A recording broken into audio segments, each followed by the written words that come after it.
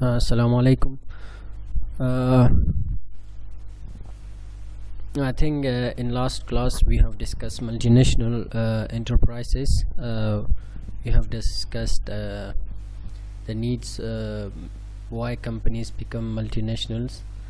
We also discussed strategic management, internal and external analysis in their process. So in this class we will discuss international politics and economic integration. I think is we might spend 2-3 classes on these topics. So let's see international politics and economic integration. Political situation and nowadays have changed. Many countries they are following democracy, some are following communism ideology, so it depends on different time in different centuries. Once upon a time it was Islamic Caliphate that they were ruling on the different areas. Then there were Mughals, then Alexander from Great Britain, and there are many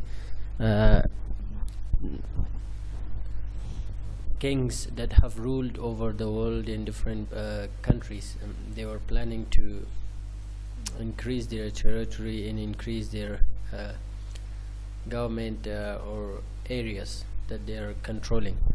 So let's discuss international politics. Nowadays you see some countries that they're in let's say China were using communism.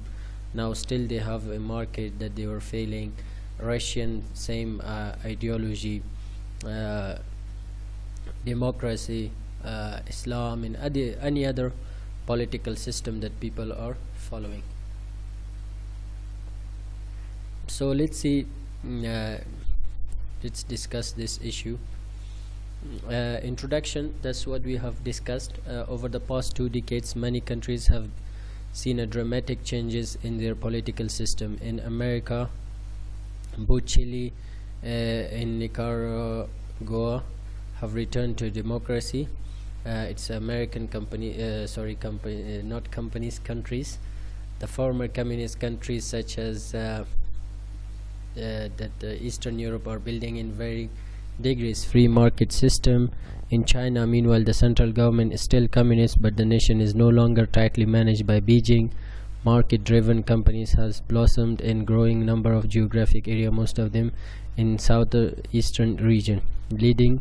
So that's another issue that we have discussed. China is a main source. You can find that they were using communism, but their market was also controlled most by government, but they couldn't improve or develop, so they changed. Still some companies are using, some countries are using communism ideology. Let's say Federation of USSR, which is a Russian federation. Now most of the countries have become independent, like Tajikistan, Uzbekistan, Ukraine, Czech, Slovakia, and all these countries.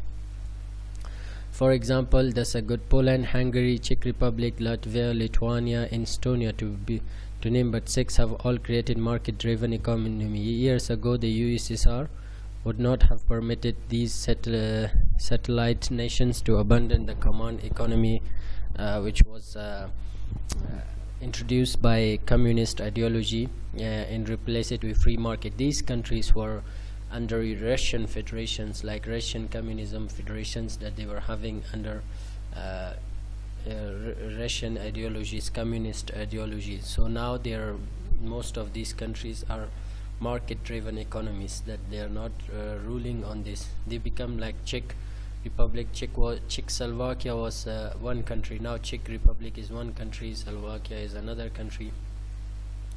So under Mikhail Gorbachev, however, the USSR revised its political and economic thinking, and things have been the same since. So now you see that Gorbachev, that the issue after that, Putin, same thing. They've come and built Russia.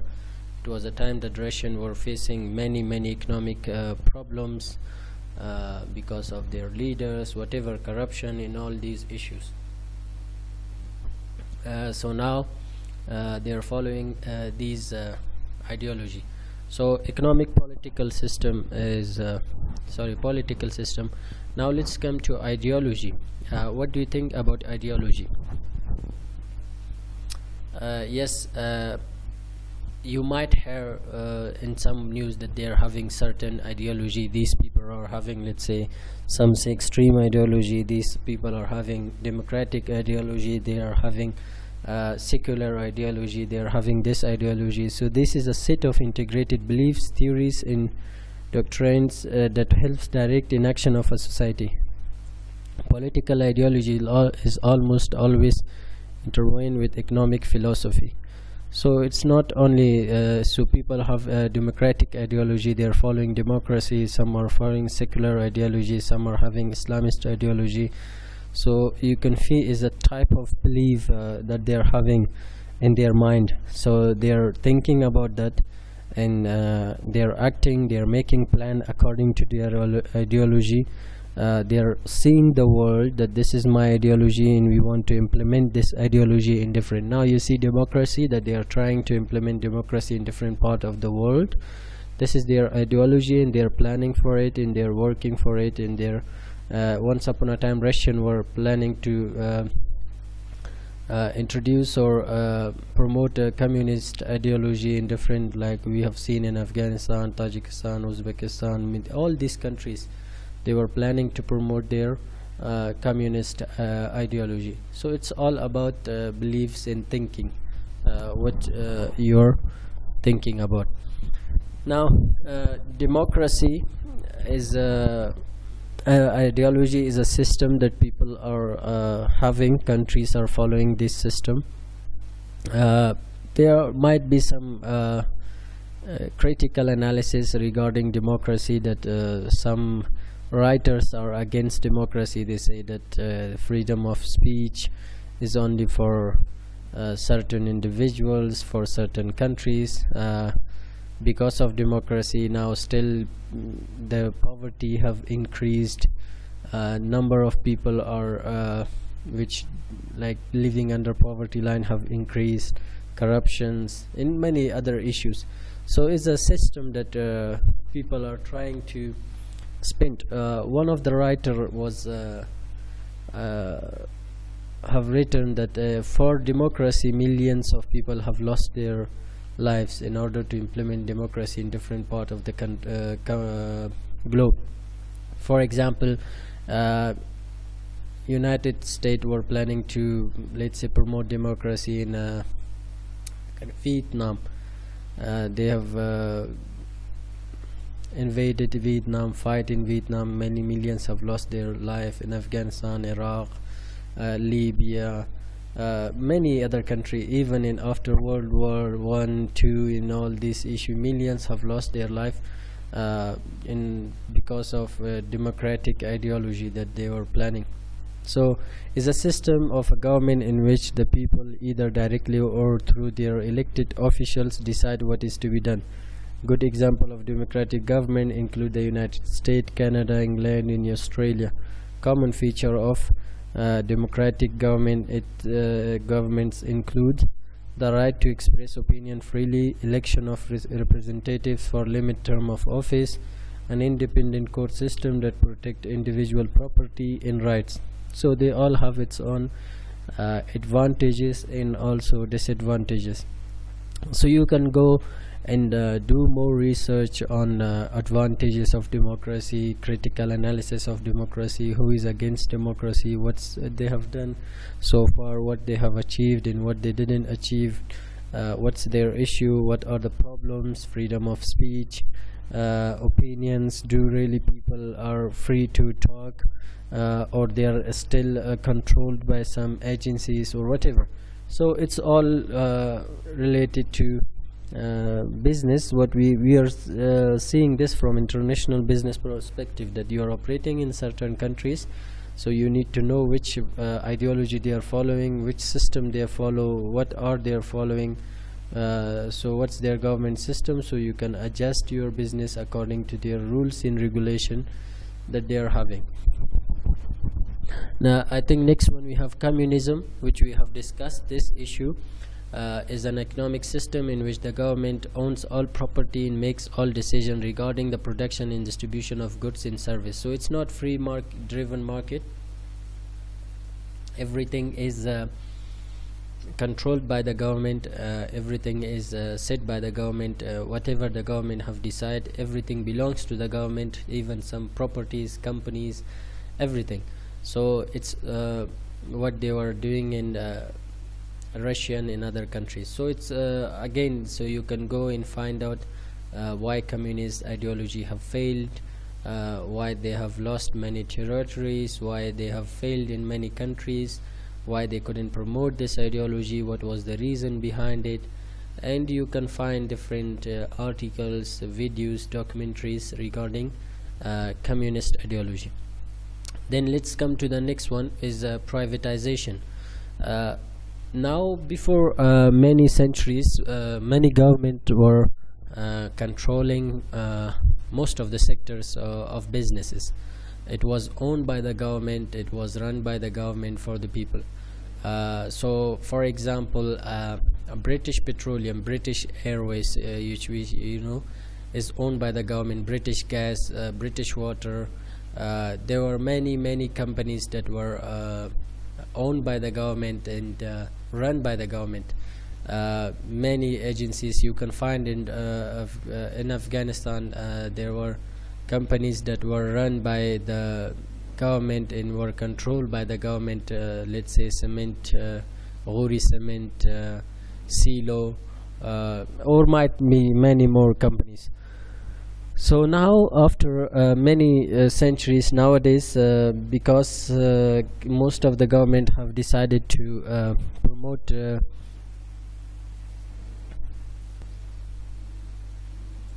so that's privatization, which is the process of selling government assets to private buyers.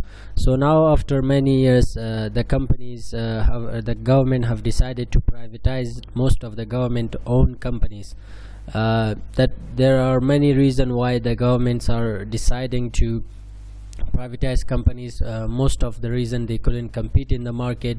Now it's a free market. Now they have built a company, now they can make it, they can sell it in a good price, they can make good money. So there's a free trade. Let's say I give you the example of Royal Mail. Royal Mail is a British based postal services company.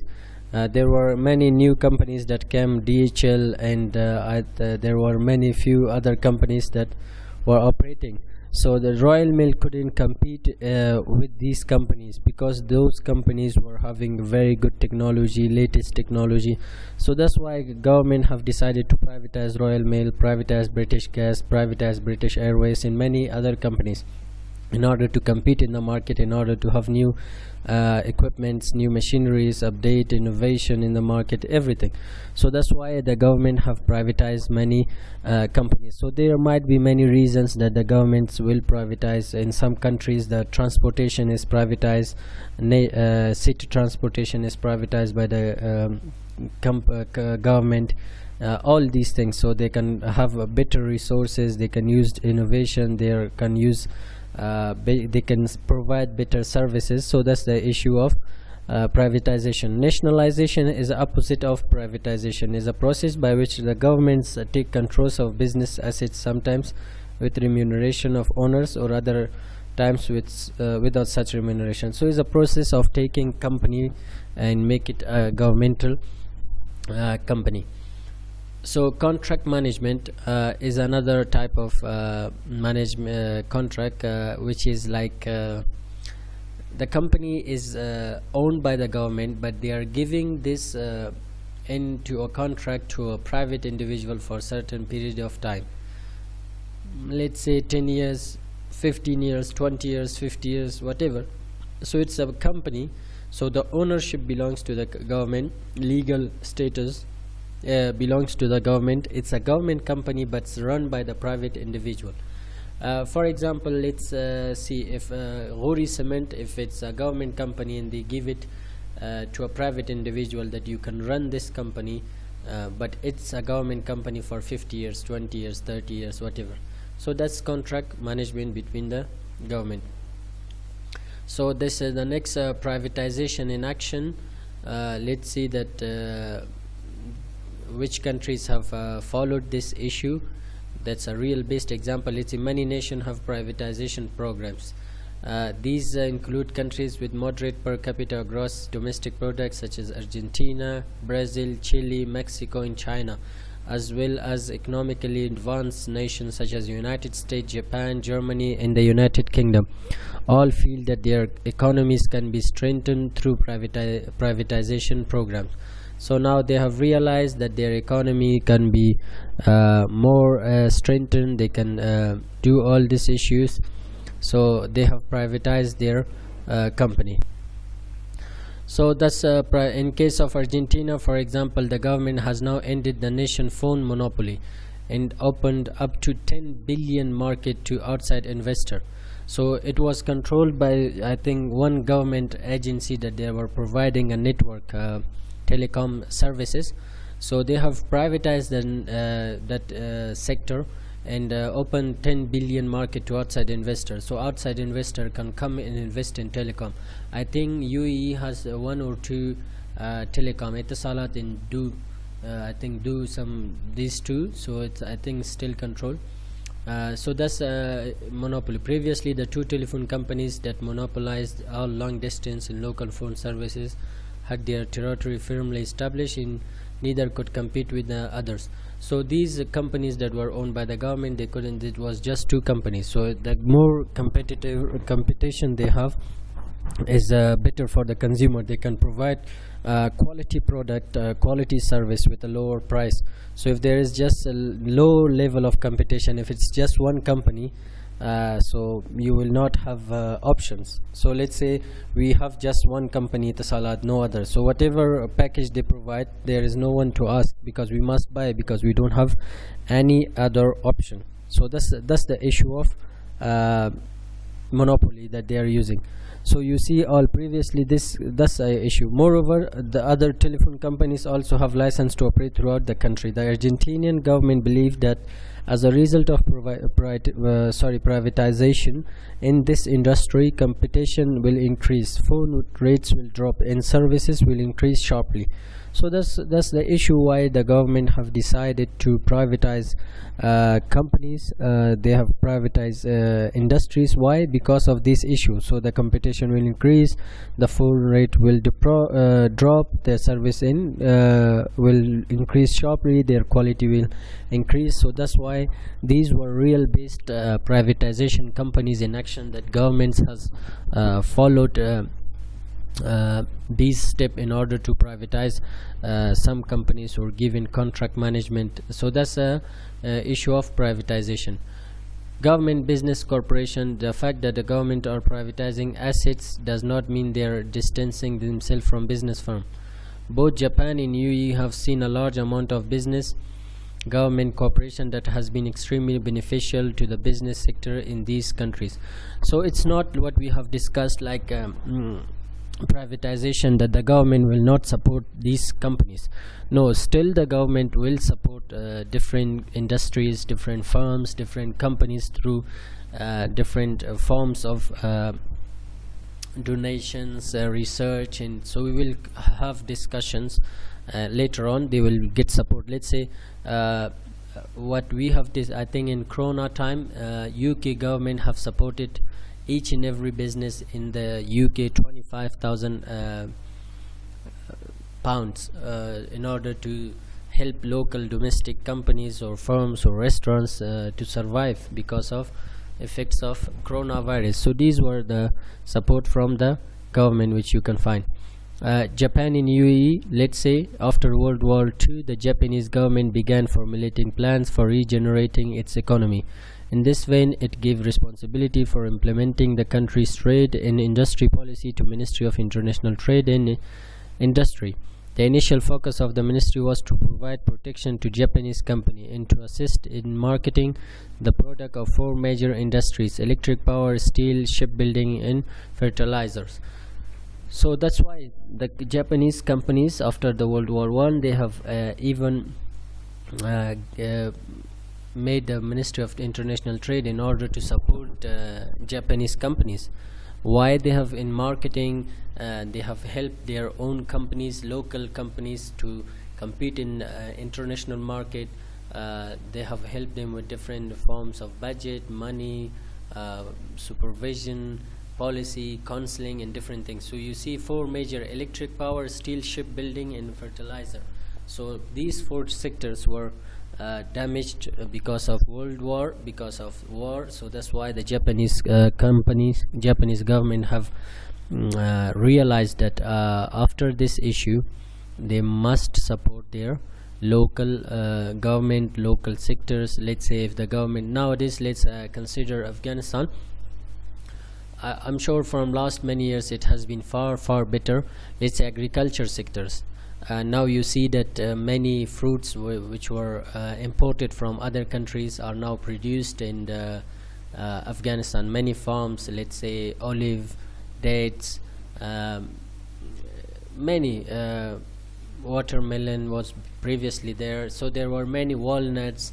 There are many fruits that were not in Afghanistan. Now they have supported local farmer with giving them good trees that they can what we call it they can generate good profit for the farmers. They were giving some machineries for farmer. They were giving them training how to harvest, how to plant trees, how to look after the trees, they were even giving them certain type of spray machineries, training in development. That's why because to support agriculture sector. So without government support it's not possible, because now as we have seen, you are watching TVs and you are watching different discussions that Afghan business or Afghan farmers are facing shortage of markets for their product.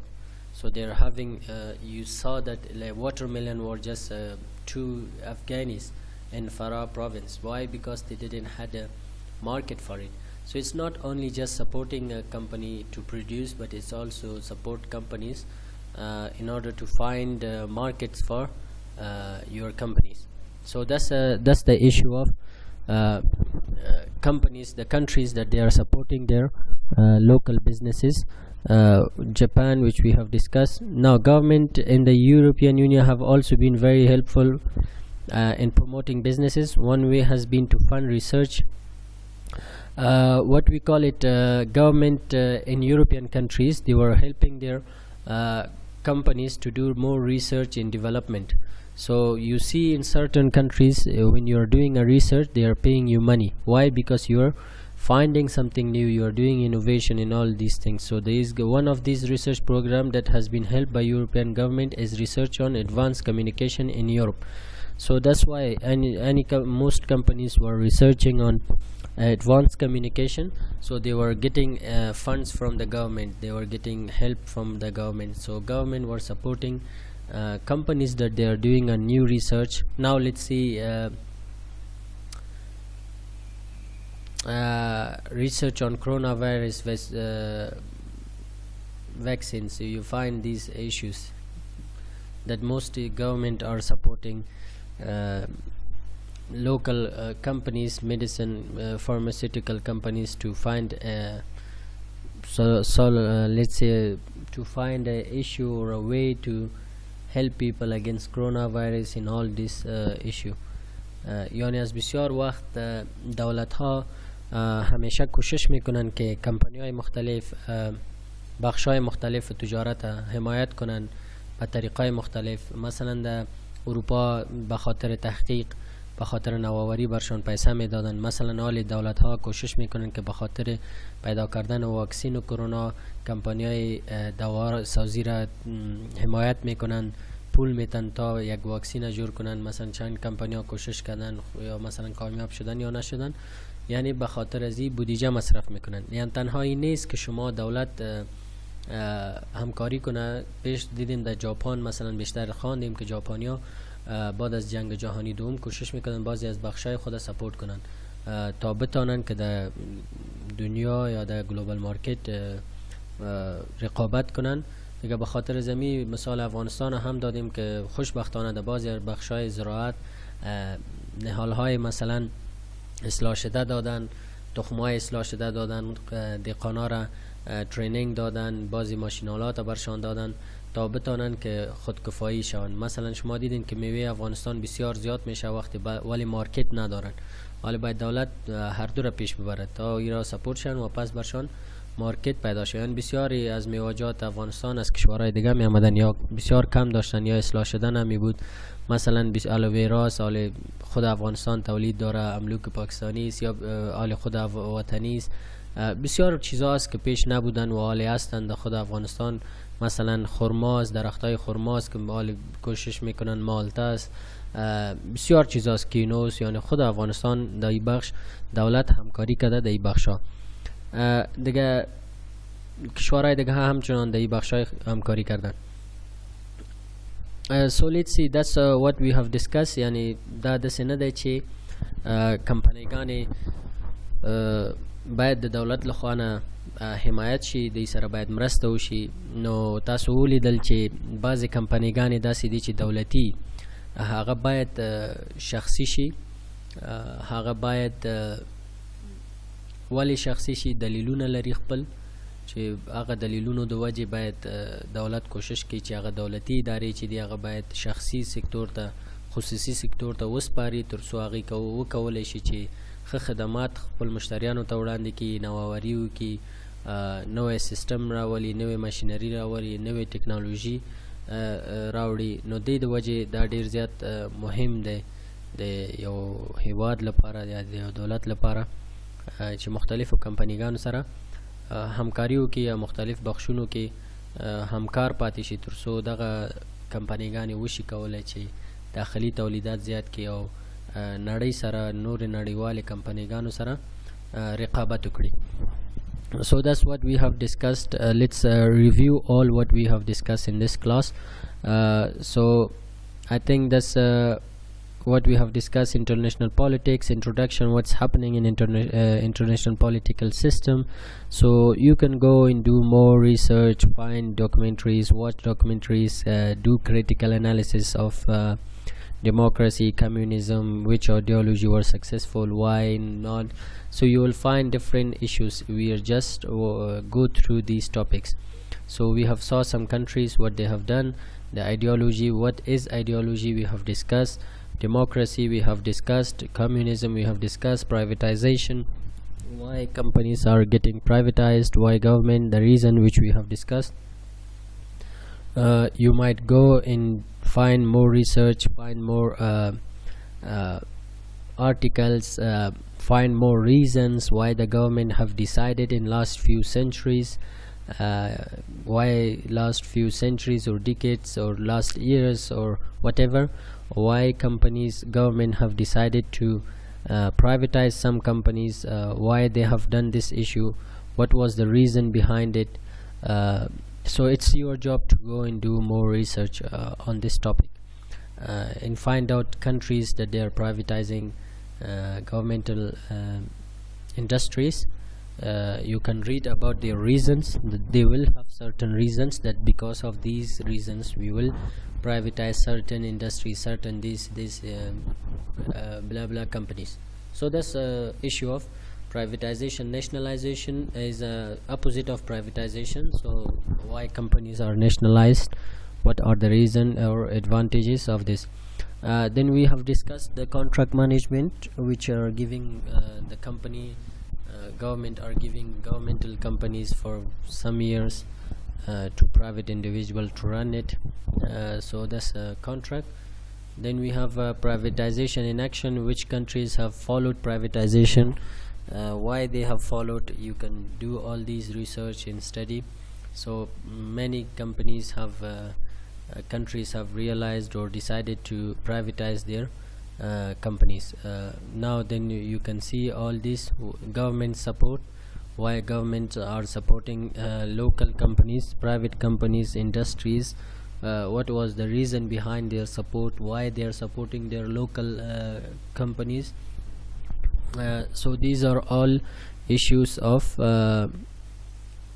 governmental support. They will have certain advantages or disadvantages of this issue. Japan in UE, that's a good example. Then we next class we will discuss economic integration. So as I have said previously, please do watch all these videos. If you have any question, you are most welcome to contact me through WhatsApp or email. If you are facing any problems, I'm here. So please do all your research, do your studies. I hope you have learned something. If still there is any suggestion or objection, you are most welcome to share with me. Thank you very much.